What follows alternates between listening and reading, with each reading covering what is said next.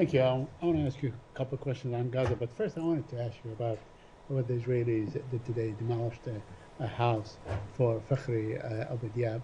He's an activist against demolition to basically make room for a biblical theme park. You have any comment on that? We condemn the demolition of Fakhri Abu Diab's home. He is a community leader in East Jerusalem. We believe that demolition not only obviously damages his home and his family and the lives that they have built there, but the entire community who live in fear that their homes may be next. This has been their family home for generations. Part of the structure dates back to before 1967. He has been an outspoken community leader, including against demolitions, and now his family has been displaced. But I would also like to reiterate that the impact of these demolitions, this is obviously not the first, goes beyond just the impact on this individual family. These acts obstruct efforts to advance a durable and lasting peace and security that would benefit not just Palestinians but Israelis. They damage Israel's standing in the world, and they make it ultimately more difficult for us to accomplish all of the things we are trying to accomplish that would ultimately be in the interests of the Israeli people. And so we condemn them and will urge them, continue to urge that they not continue.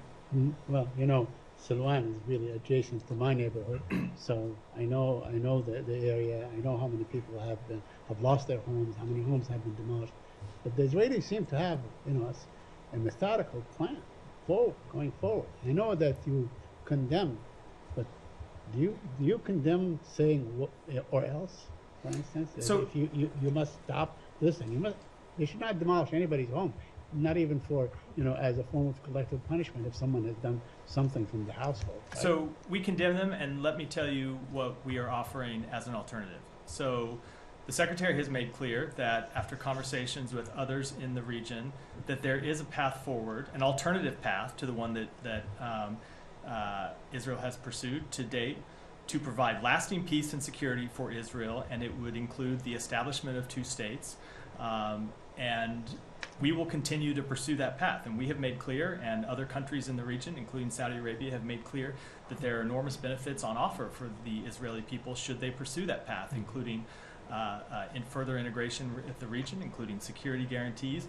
And so when it comes to all of these types of issues, what we will continue to lay out is the vision that we think is a better path, as I said, not just for the Palestinian people, but ultimately that provides greater security benefits for the Israeli people as well.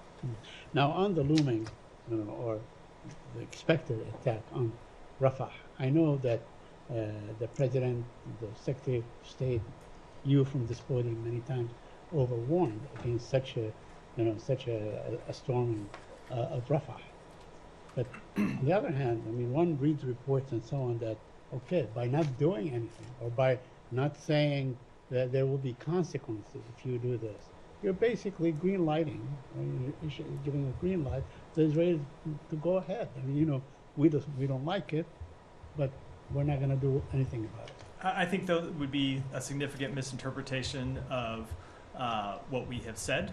We have made quite clear, both publicly and privately, that we cannot support any military operation in Rafah until such time as Israel has developed a humanitarian plan that can be executed, and that they have executed such a plan. So I know people like to jump ahead far into the process and talk about what ifs, but we're not at the what if stage right now. We are at the making very clear to Israel what we expect stage, and we have seen the government of Israel ask the military for such a plan. We haven't seen that plan yet. We don't know what it will contain. We don't know if it will be executable, as we have said. So we will wait before offering any prejudgments about what will or may or might not happen.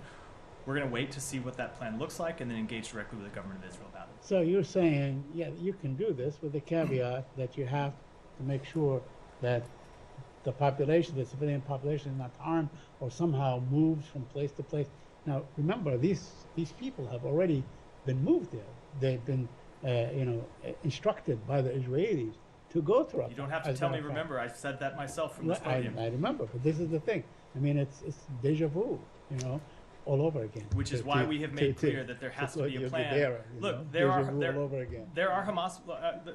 There are, as I've said yesterday, there are two things that are true in this situation, right? One, that there are Hamas battalions that operate in Rafah, that exist in Rafah, that continue to pose a threat to the national security of Israel. Hamas battalions, part of an organization that attacked Israel and has made clear they want to continue to attack Israel. At the same time, so I'd say as a first matter, of course, Israel has the right to take military action against those Hamas battalions that pose a threat to it. At the same time, they have an obligation to make sure that they only do so in a way that puts civilian protection first. And that is what we have made clear to them, and so we will see the plan that they will develop, and I will wait and pass judgment until we see that. Thank you.